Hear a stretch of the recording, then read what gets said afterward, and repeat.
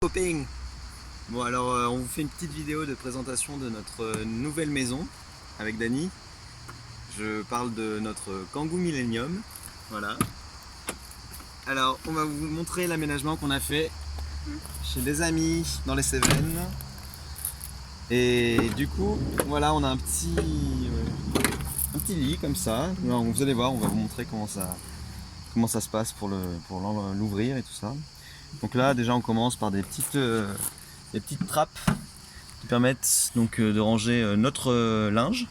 Voilà. Donc on en a un pour chacun. Ensuite on passe derrière. Donc on a fait ça avec du bois massif. C'est du pin Douglas. Donc tous les extérieurs sont en bois massif. Et là on a utilisé, donc en fait on a fait des trappes qui nous permettent en fait d'avoir accès à toute notre nourriture, parce que ça c'est le tiroir de la cuisine. Enfin on a deux tiroirs de cuisine. Là au milieu on a notre équipement de camping, tente, notre bidon de 20 litres d'eau, on a nos sièges de campeurs, de camping-caristes. Voilà, on met nos bâtons de randonnée, etc. Et donc en fait on a des trappes dans tous les tiroirs qui nous permettent vraiment d'avoir accès depuis l'intérieur, parce que là notre but c'est d'être en Écosse en septembre et donc il risque de pleuvoir pas mal, je suis désolé, il y a des moustiques. Et donc voilà, on a des trappes, donc ça vous allez voir après, mais en gros on a une trappe aussi ici pour pouvoir avoir accès à notre nourriture, notre réchaud, voilà, tout ça. Donc ça, ce sont les trappes. Et là on se retrouve donc avec un tiroir, donc notre tiroir de cuisine. Ici je peux le bloquer.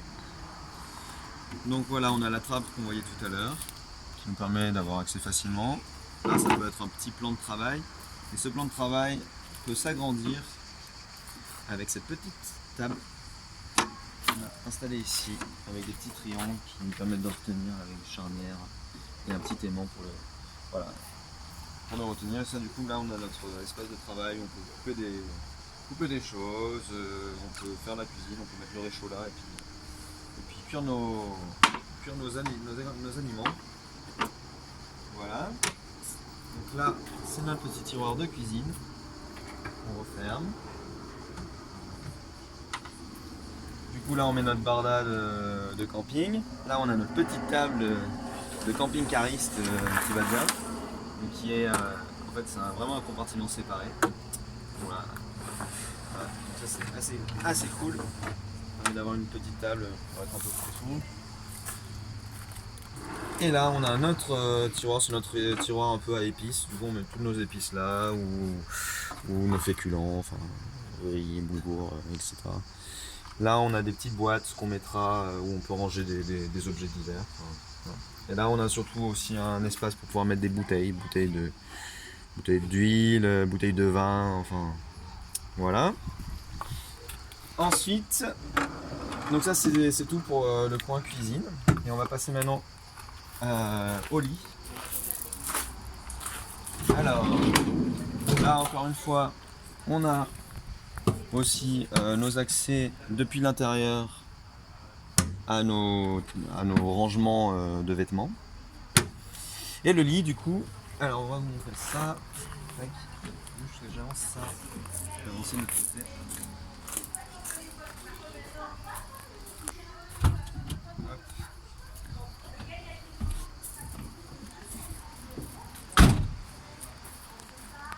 Alors, si tu te mets par là, tu verras mieux. Voilà. Voilà, alors le lit, en fait, c'est un lit en peigne. Donc en fait, vous allez voir, on a juste à tirer. Et là, on a notre lit qui vient se poser ici, sur un tasseau qu'on a mis qui permet de bien consolider. On a un joli pied là, en bois, qui vient se poser sur la partie en plastique dur du siège. Et là, du coup, on a notre lit et notre tête de lit pour pouvoir agrandir, parce que là je crois que ça fait environ 1m60 de longueur, donc il nous manquait 20 cm pour avoir notre 1m80, et donc on a des petits triangles ici et notre planche vient se fixer à l'intérieur. On a mis des petits picots en bois qui permettent de bloquer, voilà, bloquer cette planche, je crois que je l'ai pas bien mis là-bas.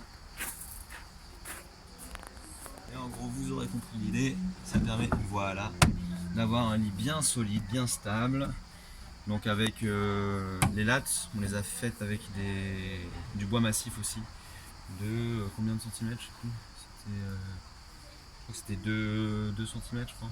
Voilà, donc 2 cm d'épaisseur. Et voilà, voilà. Du coup c'est notre lit. Et donc après on va rajouter un matelas d'une dizaine de centimètres bien dense en 3 parties, enfin 4, une partie là, une partie là, une partie là et une petite partie là. Et Dany fera la housse. Et puis du coup après ce sera modulable, on pourra mettre ce matelas sur celui-ci ou mettre tous les matelas derrière. Si jamais il pleut, on peut rester à l'intérieur et du coup utiliser le lit comme une table en fait. Voilà. Et du coup, surtout ce qui était important qu'on veut vous dire,